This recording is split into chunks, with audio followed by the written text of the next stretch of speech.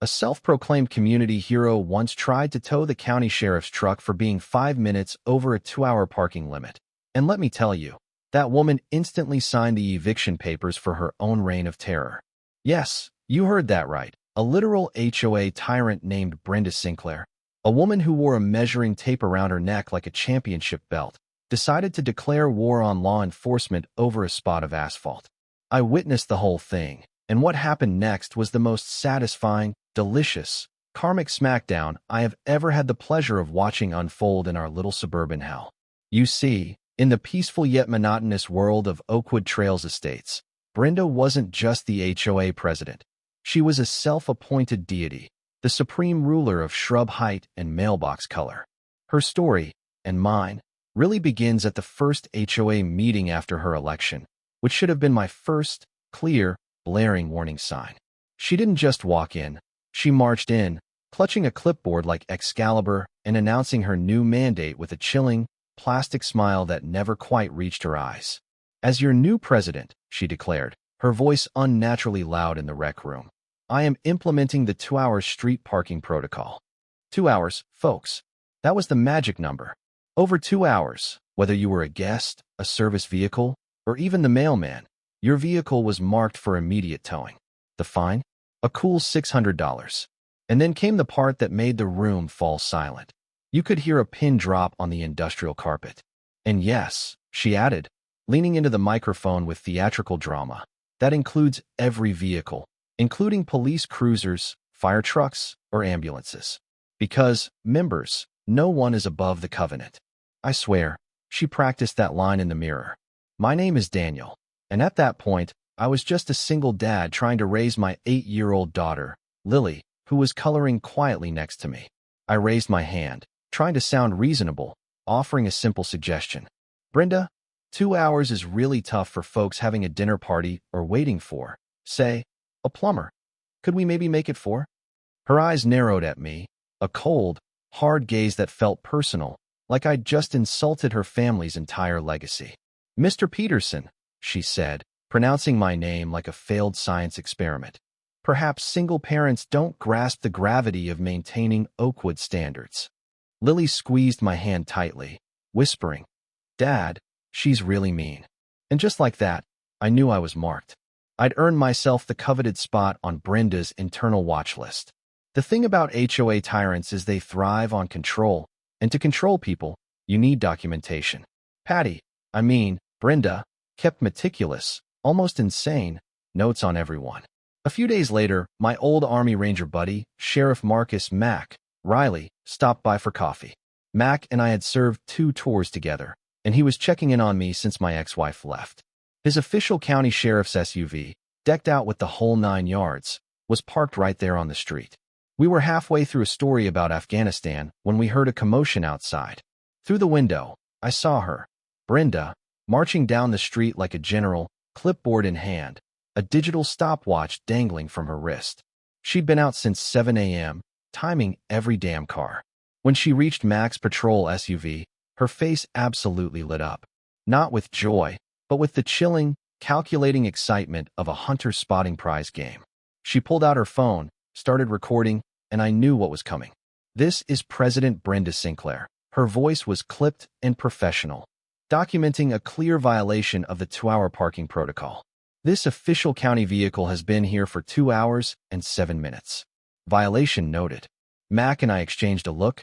He was chuckling, genuinely amused, and we headed outside. "Morning, Brenda," Mack said, holding his coffee mug. "Is there a problem?" She beamed, a smile that was somehow both unsettling and triumphant. "Sheriff Riley, your vehicle is in violation. I am calling my contracted towing service immediately." Mac tried to reason with her, still thinking it was a joke. "Come on, Brenda. I'm here on a personal visit, and I am law enforcement. Surely, you can make an exception for 5 extra minutes." But she was already on the phone with Tony's Reliable Towing, which, spoiler alert, was owned by her cousin, Tony. "I need a truck at 4100 Oakwood immediately. We have an illegally parked vehicle.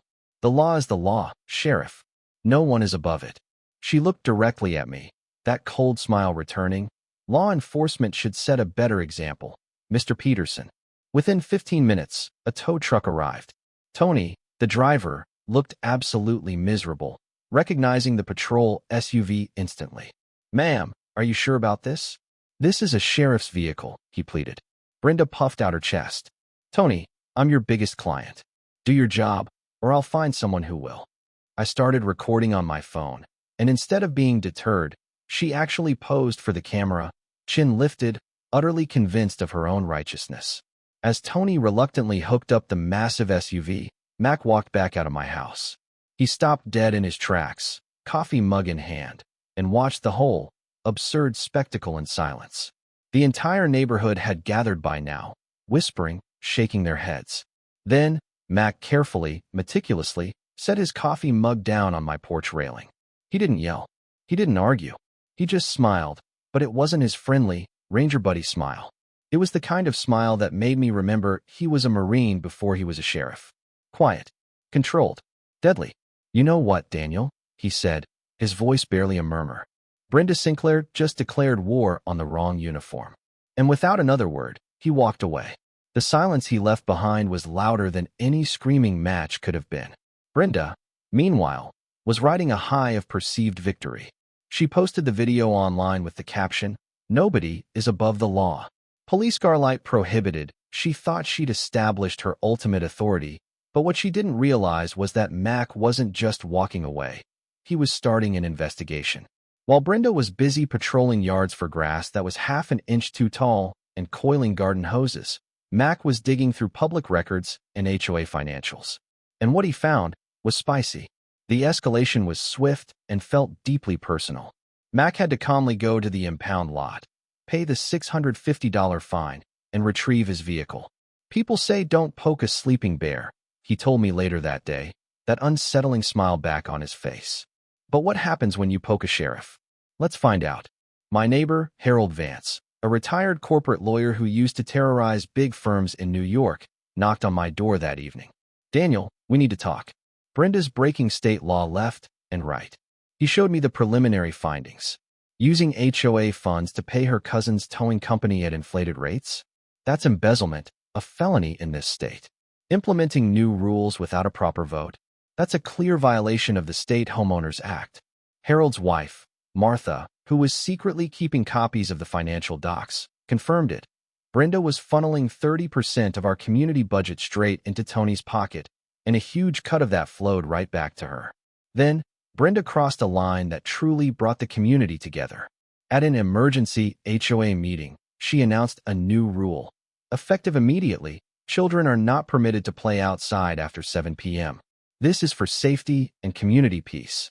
That evening, Lily was riding her bike with friends and came home in tears after Brenda yelled at her for being out at 7:15 p.m., recording her on her phone and calling her a troublemaker. Seeing my daughter's happiness crushed by this petty tyrant was my true breaking point. "Don't get angry, Daniel," Harold advised, showing me his old leather notebook filled with documented infractions. "That's what she wants. We'll use her own tactics against her. We're building a case." The war went nuclear when I woke up one morning to find my own car gone from the driveway, replaced by a fraudulent, printed sign, "Eviction notice. You have 30 days to leave." My heart pounded, not for myself, but for Lily, who clutched my hand, trembling. "Dad, are we homeless now?" Brenda had just escalated this from a neighborhood squabble to a calculated act of domestic terror. I couldn't sleep that night, not because I was scared, but because I was planning exactly how to teach Brenda Sinclair the lesson of her life. Standing up for what's right, especially when it's hard, is the only way you teach your kids about integrity. We couldn't let bullies win. We started a group chat, and within hours, we had 35 members sharing their own horror stories. Max sent his preliminary findings: embezzlement, a clear felony. Harold was drafting the formal lawsuit, waving his notebook like a weapon. I have enough evidence here to bury her empire. We're talking 43 cases of harassment alone. Brenda, meanwhile, was getting more erratic, more paranoid. She created something she called the Kid Watch List, complete with photos of all the neighborhood children and their violation histories. Lily's name was, of course, proudly at the top. But the incident that turned every neutral neighbor against her came a week later. Lily hit a pothole while riding her bike and crashed hard, blood running down her leg. I called 911, and within minutes, the ambulance was at our community gate. But there was Brenda, standing in front of the entrance with her clipboard held high like a shield. "Entry permit," she shouted at the paramedics. "This is private property." The EMT driver looked at her in utter disbelief. "Lady, are you insane? We have an injured child." But Brenda stood firm, pulling out her phone to record them. "Rules are rules. I'll call 911 to report your unauthorized entry." I had to carry Lily, blood dripping on the asphalt, all the way to the main gate because Brenda would not let the ambulance through. The security cameras, which Mac had already quietly secured the feed for, caught the whole horrifying thing. That was the moment Oakwood Trails went from disgruntled to furious. That afternoon, Mac officially opened a criminal investigation. Harold stood before a packed community room and announced, "The majority of this neighborhood is now suing Brenda Sinclair for abuse of power and embezzlement. We have the evidence. We have the witnesses. And we have the law on our side." But Brenda had one last, desperate, chaotic move. Tony, the tow truck driver, came to my house late one night, white-faced and shaking. "Mr. Peterson, you need to get out." She hired someone to burn down the HOA records room. She thought the paper documents were everything. As he spoke, a massive boom shook the entire neighborhood, and orange flames lit up the night sky over the records building. "Oh my God," I whispered, watching our evidence literally go up in smoke. But then I patted my back pocket and smiled. 2 months ago, when Tony first felt guilty about the schemes, he'd given me a complete backup of all the HOA records on a USB drive. What Brenda didn't know was that a security guard named Clara, whom Brenda treated like dirt, had also kept the camera rolling and saved the footage of Brenda meeting the arsonist. The fire marshal confirmed arson, and I chose that moment, standing in front of the smoldering ruins with all the neighbors gathered, to make my announcement. "Don't worry, everyone," I said, my voice cutting through the silence. "I have a complete digital backup of all HOA records for the past 6 months. Every fraudulent invoice. Every piece of evidence. It's all safe." The color drained from Brenda's face so fast, I thought she might collapse.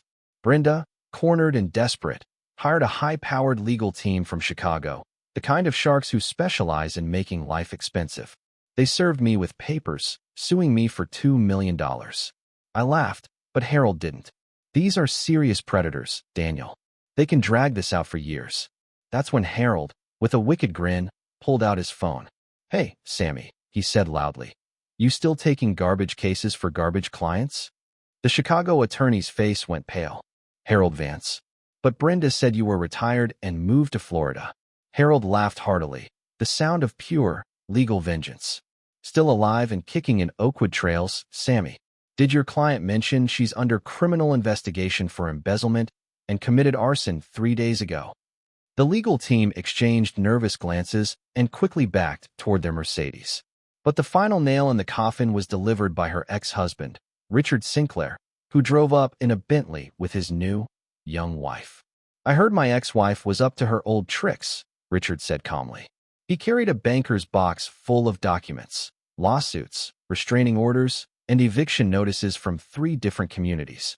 "Patricia has been kicked out of every neighborhood she's lived in for the past 15 years. Same pattern every time. She gets a little power, goes crazy with it, and eventually gets caught stealing." Brenda's meltdown was spectacular and public. She stood in the street screaming at Richard, throwing her clipboard at his car, and posting 10-minute rant videos daily, accusing me of everything from terrorism to tax evasion. She was losing her grip on reality, which finally culminated at 3 a.m. when I woke up to the sound of air horns and shouting. Looking out the window, there was Brenda, in her pajamas, standing in the middle of the street, screaming into a karaoke microphone she'd borrowed from her niece. "I am your HOA president. Everyone must attend this emergency meeting right now." She was spraying a water gun at security cameras, yelling, "Stop spying on me." When Mac arrived, he approached her like a wounded, dangerous animal. She broke down, sobbing, the microphone creating awful feedback as she wailed. "Why does everyone hate me? I'm just trying to make this a nice place to live." The courtroom was packed for the hearing. Mac presented the evidence, the embezzlement, the arson footage, the harassment. Richard testified, detailing her pattern of behavior and profound loneliness, revealing she'd lost her accounting job years ago for theft and that the HOA presidency was literally all she had left. Then, something happened that shifted the energy of the whole room. I stood up and asked to address the court. "Your Honor," I said, taking a deep breath, "Brenda Hartman has made our lives miserable, but I don't think prison is the answer. This woman needs help, not just punishment. She is clearly dealing with deep mental health issues and profound loneliness." And then, Lily stood up beside me, holding her latest drawing. It showed Brenda smiling in a garden full of flowers, with the words, "Everyone deserves love," written in purple crayon. Brenda stared at that drawing, and for the first time, I saw a real emotion in her eyes, not anger, but confusion and shame. Tears started rolling down her cheeks as she looked at the child she had terrorized, offering her kindness she didn't deserve. The judge delivered the verdict: banned from serving in any HOA capacity for 20 years. $550,000 in restitution. Mandatory psychological counseling. The gavel came down. Her reign was over. But the universe wasn't done with the irony. As Brenda walked out of the courthouse, there was a yellow boot on her Mercedes and a tow truck backing up. Tony, now working for a legitimate company, looked at her with a mixture of pity and satisfaction. "Sorry, Miss Sinclair. You've been parked here for 2 hours and 15 minutes. 15 minutes over the courthouse limit. The law is the law, right?" Brenda stood there for a long moment, watching her car being loaded. Then, surprisingly, she laughed. "I suppose I deserve that," she said quietly. 6 months later, Oakwood Trails Estates had completely transformed. Margaret was the new president, bringing transparency. Harold offered free legal consultations. Max still came by for coffee, and now he could park as long as he damn well pleased. I was teaching Lily to ride her new bike when a familiar Mercedes pulled up. Brenda stepped out. She was smiling, a real, genuine smile. "Daniel," she said, looking calmer, healthier. "I need to tell you why I really did all of this." She confessed everything. The real estate company that wanted to buy out our affordable neighborhood, they'd been doing this all over the state, finding vulnerable, lonely people like her, desperate for purpose, and using them as puppets to drive residents out for profit. "I was their perfect puppet," she admitted, genuinely remorseful. Lonely, broke, and angry at the world. But Lily's kindness, that woke me up. Her testimony had already led to 12 arrests. Lily rode up on her bike, her little face serious. "See, Dad? I told you she just needed friends." Now, a year later, Brenda is volunteering at the local library, slowly rebuilding her life. She still occasionally measures a patch of grass, old habits dying hard, but now she does it to help elderly neighbors who can't maintain their yards. She joined a book club. She even attends Mac's monthly barbecue. She's gone from having 0 visitors to a small, real social circle. At the latest HOA meeting, she raised her hand. Everyone held their breath. "I propose," she said clearly, "that we reduce HOA fees by 20%. And," she paused, taking a deep breath, "I want to formally apologize for terrorizing this community and illegally towing everyone's vehicles. I was wrong, and I'm grateful you all showed me mercy when I deserved justice." Max stood up with a grin. "I propose we make Brenda our new parking coordinator." The room erupted in laughter. "I'm kidding," he continued. "But seriously, thank you for the apology, Brenda." Even Tony, calling in from the back, yelled, "Just don't tow my truck if I park wrong." Brenda learned that power without compassion is just tyranny. And we learned that even the worst people can change if you give them a chance. But let's be real, she also learned what happens when you mess with the wrong sheriff. So, that's our story. Brenda went from HOA dictator to community volunteer. She still occasionally measures the grass, but now it's to help the elderly. Your turn now. Got an HOA horror story that tops ours? Did your HOA president ever tow a police car? Was your bully's dark secret about loneliness or something deeper? Drop a comment below. Tell me your thoughts on justice versus mercy, and if you think Brenda truly deserved that tow truck one last time. Hit that like and subscribe button, and let me know if you want to see the new season. Brenda tries to run for city council. Just kidding, or am I? Let's keep the discussion going.